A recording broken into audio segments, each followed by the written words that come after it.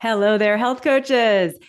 By popular demand, I'm very excited. Today's episode is all about photo shoots for your coaching business. So, we're going to talk about why you need photos anyway. I know sometimes coaches are like, I don't want to get photos taken of myself.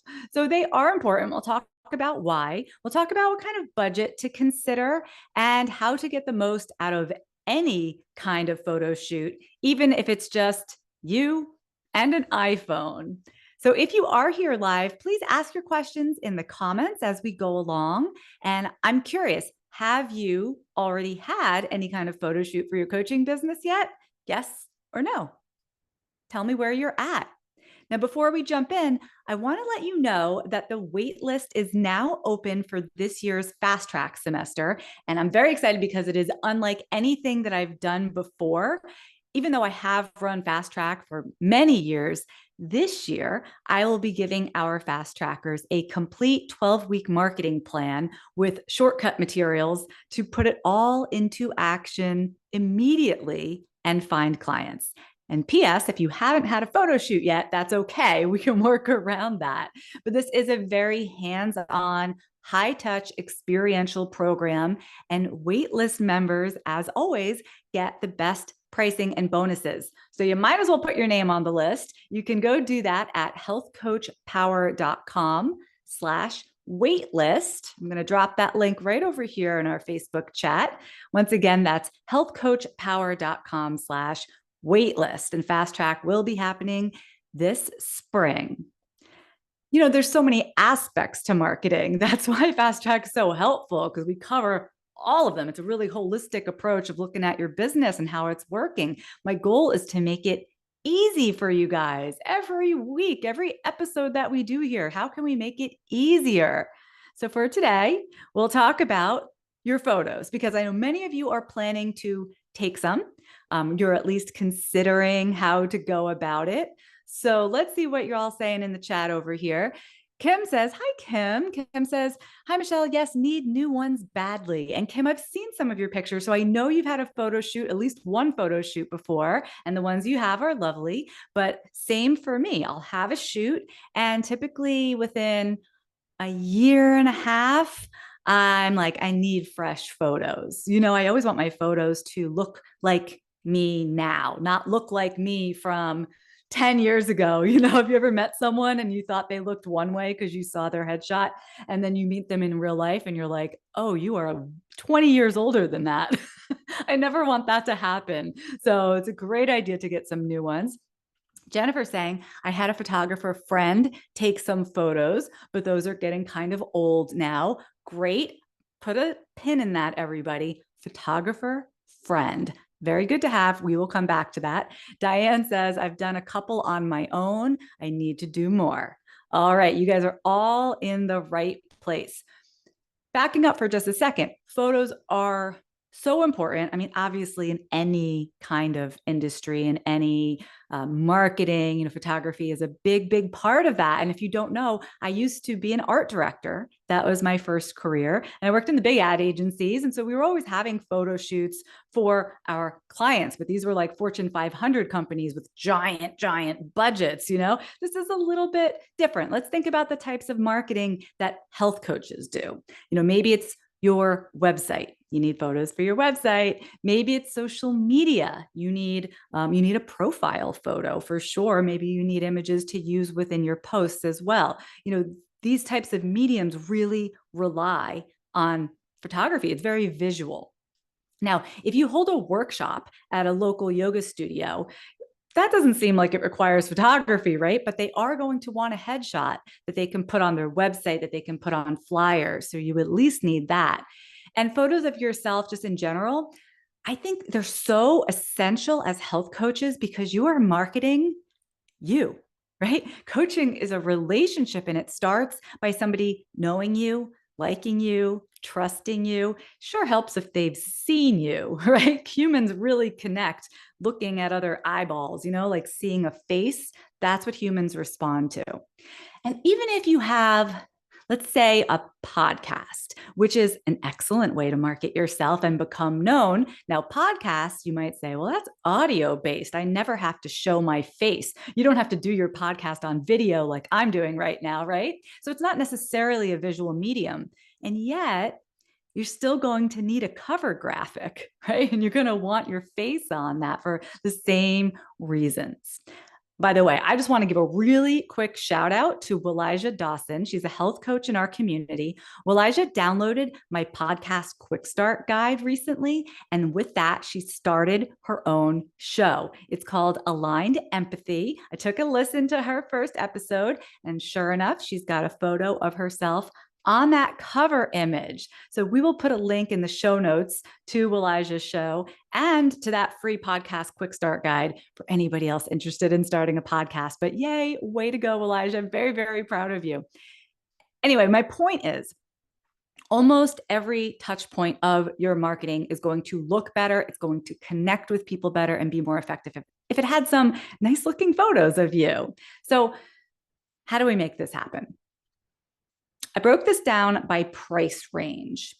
So first, there is the $0 outdoor shoot where all you need is a phone and a friend, or maybe a phone and a tripod or something to hold your phone for you, even if it's not a friend. So that's option number one. That sounds like what Diane has done. Then you have a more mid-range photo shoot where you do have a photographer, and keep in mind that photographers really range in skill sets and talent. It's like anything else. It's like saying you hired an oil painter, to do a portrait. There's a huge range in who you're going to get. So when I say hire a photographer, keep that in mind. So you have a middle range photo shoot where you're hiring probably not the highest end photographer, but either a friend, someone you know, someone that you find locally, someone who's just starting out in their photography business, because they're going to be willing to do it for you for cheap because they want the photos for their portfolio as well. And you're probably not hiring anything else. You're probably going to have the shoot outdoors, and I'll get back to why that's important in a little bit. But that's going to, cost you some money without breaking the bank. And then finally, we have a higher end photo shoot, and that would be complete with location and hair and makeup, the works. We're going to get to all of those in just a moment. But before we even think about budget, like regardless of how the pictures are going to get taken, before we even think about, our hair or our wardrobe, and we'll talk about that too, it's really important to think about what you need photos for. So if you're here with me live, tell me in the chat, what do you know you need photos for? Like, is there a very specific photo you need? The last time I had a photo shoot, I knew I wanted to refresh my homepage on my website. So the website was already designed. It had a very specific layout, and I had a very clear idea of the shot I wanted to fill that space. So think about what you need the photos for. I'm always thinking, how am I going to use these photos? So there's the website, obviously. There's all the opt-in pages. Like anytime I'm offering a freebie or a free event, and you guys know that I do a lot of those, I always need a wide shot with a very sort of blank background or a very simple background, because on a web page, we're going to end up putting text on top. Right? Just think about how the photo goes into the layout. So I'm going to move to the side a little bit where I am right now in my screen. If there's some blank space back here in the photo, you can put text here. But if it's very, very busy back there, it becomes impossible to read over like a busy city background, or if you have a lot of trees and leaves back there, you can't layer text on top very easily. If you don't know what the heck I'm talking about, go to my website's homepage. It's healthcoachpower.com, and you can see what I mean about layering text over a photo. That doesn't just happen by chance. It's really helpful to know upfront if you need that kind of shot. So I always get a lot of very wide shots like that where my body is off to one side of the frame and there's space for text on the other side, because I do so much online. So Diane says she needs shots for her website in particular. Great. So again, helpful if you know what the layout of the website is, or if you have an idea for what you want it to be, so that you can take the shot that perfectly fits that layout rather than trying to rejigger it later. So, maybe you're going to need some shots like I do, like Diane probably does. Maybe you need a headshot specifically, and headshots really wouldn't go on your homepage. I'm going to try to dissuade you from that. They probably wouldn't go on your website too much at all. They could, but headshots tend to be used when you're giving a talk, you're holding a workshop, you're writing an article, and it's that little photo that goes next to your bio. That's typically where we want a headshot for. Okay, what else do we need to consider? What else are you guys considering? Tell me. An important one is, what type of client are you trying to attract? I know, target market, it comes up in every aspect of your marketing, and same for your photo shoot. So here's an example. Back when I was working as a health coach for young, busy moms, I actually had my children in the photo shoot with me. They were young. Oh gosh, I think I had like an 18-month-old, and my older son must have been about 4. So sweet, right? And let me tell you how pissed I was when my husband, my ex-husband now, this is not why he's my ex-husband now, but you can fill in the blanks, shaved my son's head the week before the photo shoot. I mean, he bicked it, you guys. It was smooth, and it was not the look I was going for in the photos. But think about what kind of clients you are looking to attract, and then let that determine the style of the photos you take, what you're wearing, who you're with, what kind of props you have, what your environment is. Obviously, with my kids, I was out at the park, or maybe you're in a kitchen, but I made sure to have the children with me so that I had that mom vibe coming through. People knew this was for moms as soon as they saw my picture holding my kids, right? It just makes too much sense. If you are catering to a very earthy, crunchy crowd, take photos surrounded by herbs, wearing your Earth Mama dress and your Birkenstocks, right? If you're trying to attract a more corporate crowd, don't do that. If you're trying to attract a more corporate crowd, maybe you would wear something more professional, business casual, take photos on the city street, right? So who are we targeting, and what do we need to present ourselves as to make sense to that potential client? Now, speaking of wardrobe, this is important.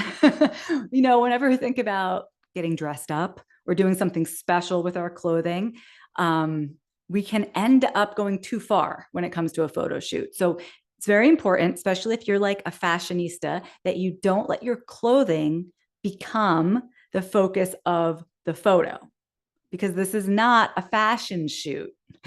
There are fashion shoots. You can open up Vogue magazine, and that's a very different kind of photography. This is not that.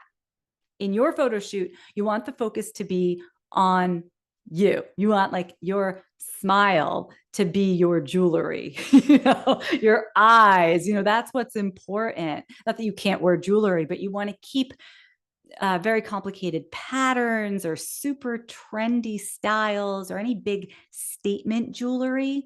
I would keep that out of the picture. Even these hoop earrings that I'm wearing right now, they're not too crazy, but they're a bit much. They're fine for what I'm doing right now. I probably would not wear them in one of my photo shoots. It's too much about the earrings. I don't want that. I want you to look at my eyeballs. So choose styles that make sense with your target market. Again, the Earth Mama dress, the business casual pantsuit, athletic attire, it's up to you.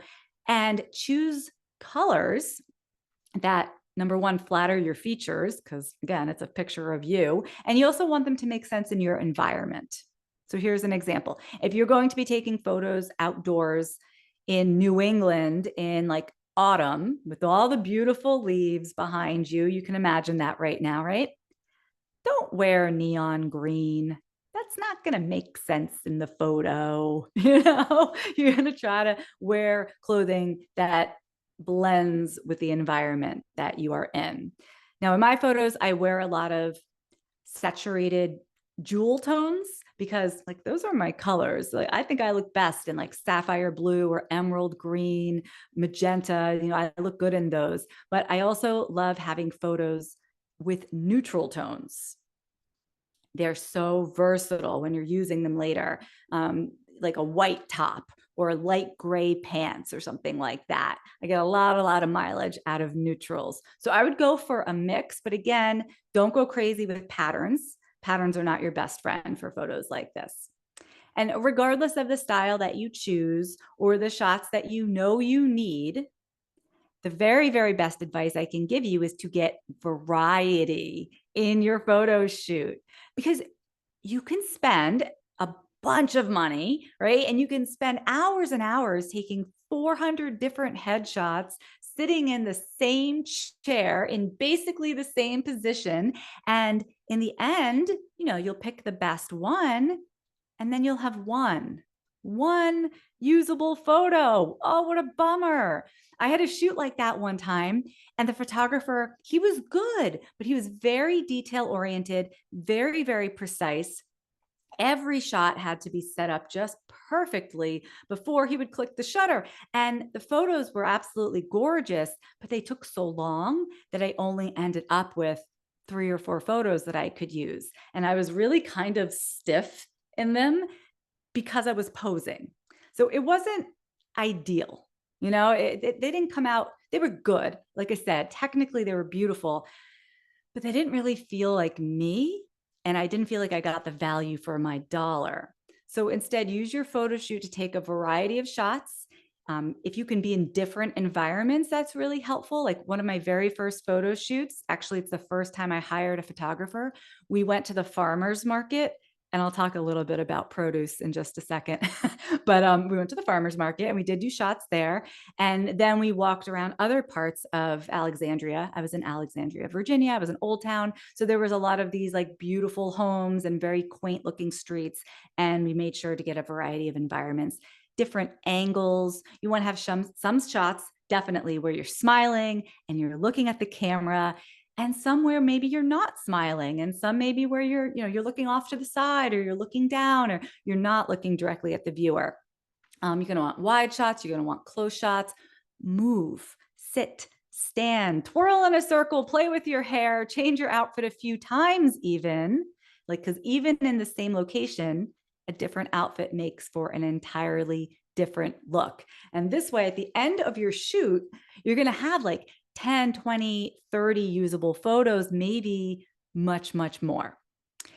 Kim is saying here, at my last photo shoot, the photographer suggested I wear a camisole so I could change my shirt on the fly in public. Yes, perfect idea. And I have done the same. I have also brought entire changes of clothes. It's really helpful to have a friend with you. Like my boyfriend will come with me and just carry all my outfits during the shoot if we're walking around outside. If you don't have a dedicated space, it is hard to change clothes. So we would take note like where public restrooms were. And in one case, there was nowhere to change. And I put his sweatshirt on over me, it was big, and I just got changed underneath. So you do what you gotta do, but that's a very, very good idea. And also having a camisole means you can put on, like I'm wearing a jean jacket right now. You could put on a jean jacket, you could put on a blazer, you could put on a sweater, and it looks like a brand new look, even if you don't change the pants or the skirt that you're wearing. So that makes for very fast sort of costume changes without actually changing your entire outfit. So I like that a lot, depending on what your restrictions are and like being able to change and in the location and all of that. Now, I told you I was going to come back to talking about produce, right? Produce, fruits, vegetables. I just want to flag this. I want you to be careful. It is really, really tempting to take the standard. I mean, I have them. Every health coach I know has these. They're the sort of generic health coach photos.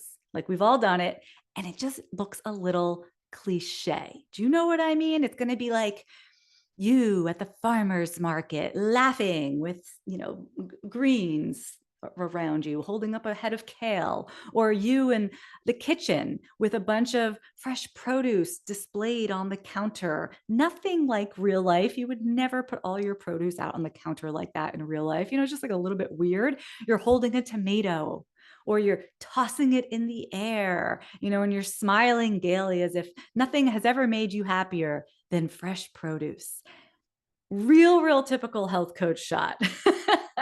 Maybe you're even standing there, and I've done this one too. You got a cutting board, you're at like an island in a nice kitchen, and you're slicing up that zucchini. And again, you're smiling and you're laughing for no reason, because who laughs and smiles while they slice zucchini? It doesn't really make sense. So go ahead, take the kitchen shots, take the farmer's market shots, laugh with your salad, and then get that out of your system.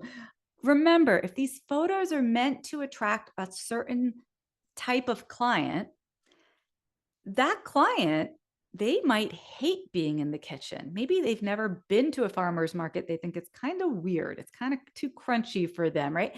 Those very healthy, like food focused images that attract us, that we like health coaches tend to want to take, that's going to attract other healthy food lovers, other people who like being in the kitchen, not your potential clients, perhaps. So think about what your audience resonates with instead. I'm not saying you can never take a picture with an apple in your hand. Just don't be cliche. If you do a little search online of health coach photos, just Google that, health coach photos, you will see exactly what I mean. Exactly what I mean. Okay. Does anybody have those, by the way? Do you have the shot of you laughing with a piece of produce in your hand? I mean, we all have them. We should make like a fun little collage of everybody's laughing with salad pictures. That's what I call them, laughing with salad. So let's get back to those three options for your shoot. Now that you have an idea of like what you're going to wear and what your environment should be, etc. So you have the option for a $0 outdoor shoot where all you need, remember, is a phone and a friend or somebody or something to hold your phone. The most important part of a photo shoot, I'm going to say any photo shoot, is the lighting. Now, a good photographer who has the right equipment can do amazing things with lighting. You by yourself with your phone, a bit harder. So your best bet is to go outside, and you're going to want to take photos around 4 p.m., depends on the time of year, but right, they call it the golden hour, like right as the sun starts to set. Do not do your photos at 12 noon when the sun is directly above you and it's casting very harsh shadows on your face. You want that soft, diffuse light that happens at golden hour. And with that, it's much less likely that you're going to like find a terrible shadow that just ruins your whole picture. Your skin's going to look better. You know, those photos that are taken like just at that perfect time of day, use that to your advantage, especially if you're not working with a professional. And also when you're outdoors, you don't have to worry about like, oh, does my house look good? Is my couch the right style? Do I want to take pictures here? Do I have to clean up, et cetera, et cetera? Find an outdoor space instead. And it really takes a load off. So there's that. No money at all, and you can get it done. Jennifer's saying, if it was me, someone in the kitchen crying might be more appropriate. Right. You know, I mean, I know we want to appear like we are professional and we're into nutrition and we're trying to get that across. But when you're too on the nose with it, it really kind of comes across as cheesy. It can really be cheesy. So just be careful with it. Okay. Kim says she has photos like that too. She said, yep, embarrassing. They're cute. I'm sure they're cute. They're all cute. We all do it. Let's talk real quick about that mid-range photo shoot. And this is where you hire a photographer, but not much else. You're still doing it on the cheap. So again, it's going to range so much. I think my first photo shoot, I paid less than $500 for a photographer, and we probably did a half-day shoot. If I recall, she was brand new. She wanted the experience. She needed the experience. She was lovely. And I got some good photos out of it. But I will say that towards the second half of the shoot, I started looking like death warmed over because my makeup had all come off. My hair was floppy. You know, I didn't even have a mirror with me because we were outdoors to like check on myself. And I don't think I was even thinking about it, but I kind of looked a bit meh toward the end of the photo shoot, but the earlier photos came out really great. So that's what I learned about hiring a hair and makeup artist. We'll get to that in a second. You don't need one, but do bring a mirror, do bring your makeup and some hairspray or whatever with you, because photo shoots tend to be a few hours when you've hired a photographer and you want to make sure that each one captures you at your best. I don't mean glamour shots. my photographer, who I've been using now for several years, says, we just want you to look like you on your very best day. So not you with like a ton of makeup that you don't normally wear, or you with some fancy thing going on that you would never do in real life, but you on your best day. Okay. So if you do hire a photographer, and I'm thinking that these days it would range between maybe $1,000, $2,000 for like a lower end photo shoot, unless you have a friend or unless you can find someone who's brand new, it really helps if you prepare a shot list. This is kind of what I was talking about before. I need a wide shot that looks like this for my website. I need a picture holding like this particular prop or whatever. I need a picture of me with my laptop, or I need a picture of me, with my produce, whatever it is. Prepare the shot list ahead of time, because your photographer is not going to know what you need.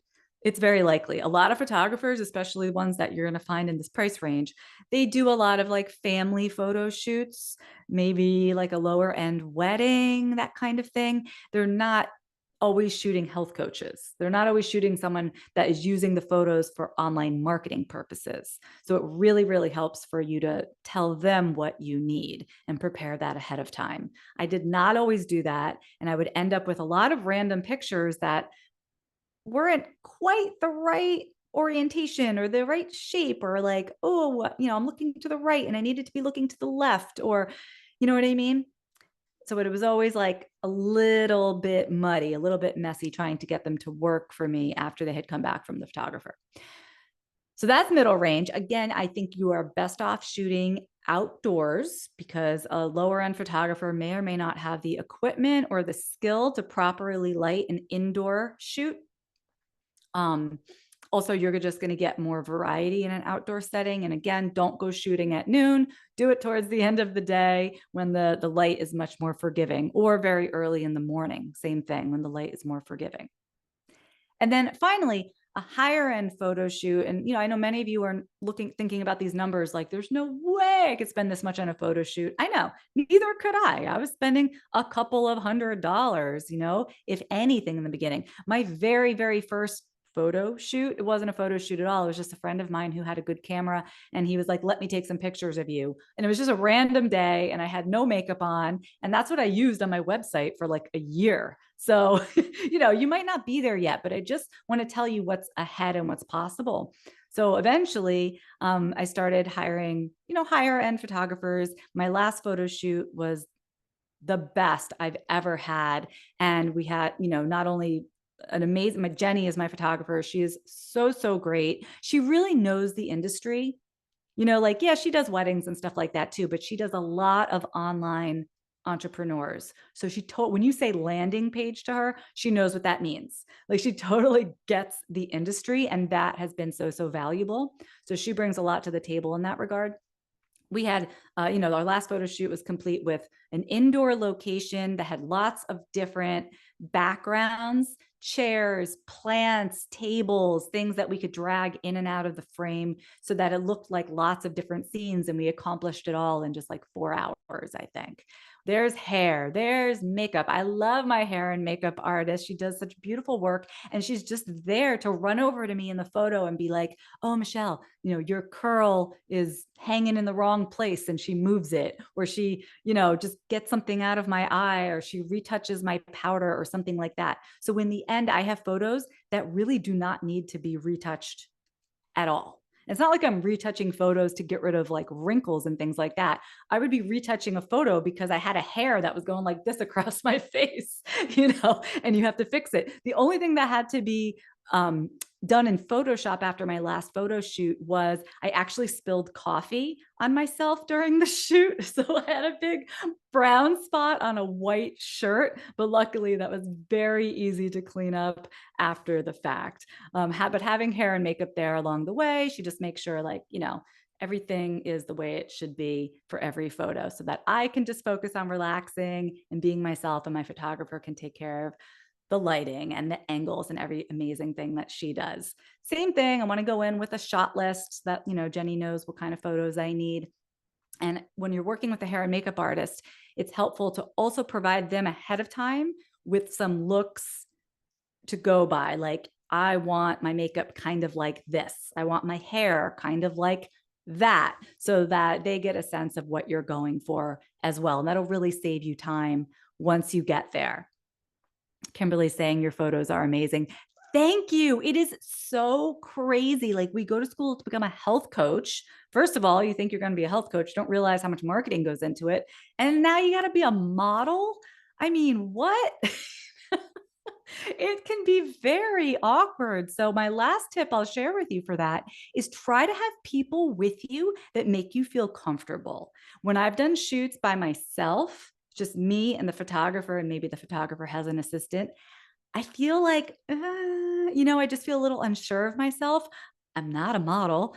And when, in contrast to that, I've had shoots where my boyfriend comes with me, or Jenny, who's my photographer now, and actually we know each other going way, way back. We used to do yoga together, so we have a friendship, and that makes the shoot so much more enjoyable. It makes the photos come out more, I think, authentic. My face in all my photos looks, oh yeah, that looks like me. That doesn't look like me trying to smile.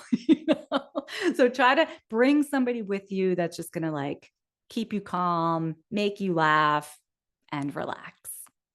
Anyway, that's just one part of your marketing, of course, the photography that you're going to put into all the things, your website, your this, your that. If you want to address marketing in a more holistic sense, make sure to put your name on the wait list for this spring's Fast Track semester. I'm going to give you that URL one more time. It is healthcoachpower.com/waitlist. And if you do listen to this episode and take my advice and have your photo shoot, I would love to see the photos that come out of it. And I would adore if you would send me some of them over at support@healthcoachpower.com. I mean, I am cheering for you. I am your biggest fan, and I want to see you succeed. So whenever you take the advice I give you in these episodes, I thrive. Seeing the results, it makes it all so much worthwhile. So that's just an open invitation to send me your favorite shots after your next photo shoot. Thank you so much for joining me today, everyone. I will see you soon. Take care.